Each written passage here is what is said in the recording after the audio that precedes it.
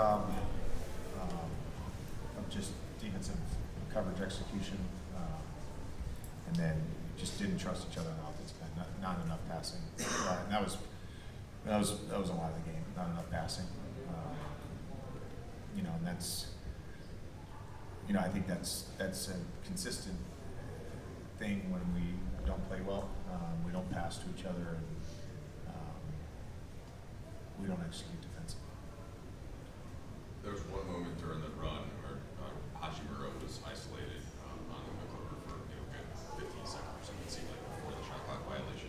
Is that something that you think, one of those things that you can see on tape, you think could happen more often? Not to say that it doesn't happen a lot, but just that specific with Ruby and that energy and that effort defensively. Yeah, I mean, again, our group has shown that in flashes that we can do it. So much of that comes down to the offensive end, whether you're passing the ball to each other. JJ, how much of that is just decision making, and how much of that is coverage against you guys?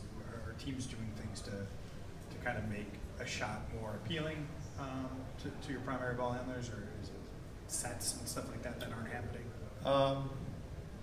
Yeah, probably just a little bit of everything. How much do you look at your leaders in LeBron and Luka to rectify that simply because they are the ones with the ball in their hands? Yeah, I mean, there's got to be a trust factor with all our guys, just to trust the pass, and that starts with Luka. He's going to have the ball the most of everyone. He's got to trust the pass, and he gets two on him, and he's playing in a crowd. He got to pass the ball, and I think, as much as we can talk about being connected on defense, you got to be connected on offense. I think I wasn't in Denver, but it seemed like trust was another common topic post game. How much can that just wane from game to game? I guess throughout With our group? Just well, we might touch on that, sure, but just throughout the season or with your group specifically. Yeah, I mean, it's just, again, I think it just goes back to the human element of everything. Guys are worried about their futures, and that's what happens when you got a team full of free agents and player options. I think it's just natural that you're going to worry about the offense, and I've been there. You can get in your head a little bit. I played 5 minutes, haven't got a shot yet, and that's a human thing. It's not anybody's fault. Just to be clear, you're talking about in general there, or discussions you've had with guys on your team about where the spot they're in, and having some of those thoughts in general.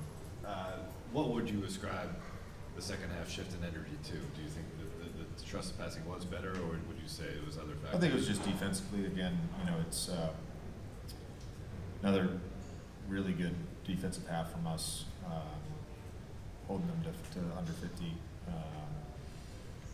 Thought some of the stuff we tried early was better in the second half, but this is what we always talk about is it starts with execution. You have to be able to execute. So we want our bigs up to touch. They're not up to touch. We've studied this. When you're not up to touch, we give up 1.3 points per possession in pick and roll. When you are up to touch, we give up about 0.75. So be up to touch. Then once you're up to touch, let's have some effort. So it's effort and execution. I'm not just singling out the bigs. I'll give you an example. We had multiple floods versus Kawhi and Harden that were literally force the ball baseline where the help is. You don't allow the ball to come middle. You sell out no middle, and we allowed the ball to go middle, and they hurt us every time. So you got to be able to execute. And then so we executed well on some fires and some different coverages in the second half. The effort was on par with the execution, and I thought the Rui play was a great example of just effort and pride on the ball. And then Bando was great in the second half. We played small.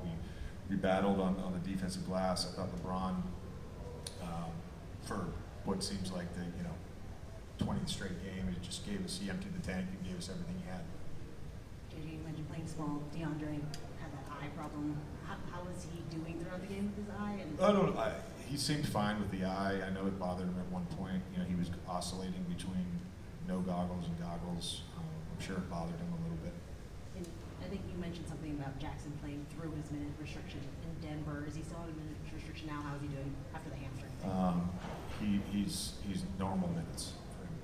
Thanks, Coach. Thank you.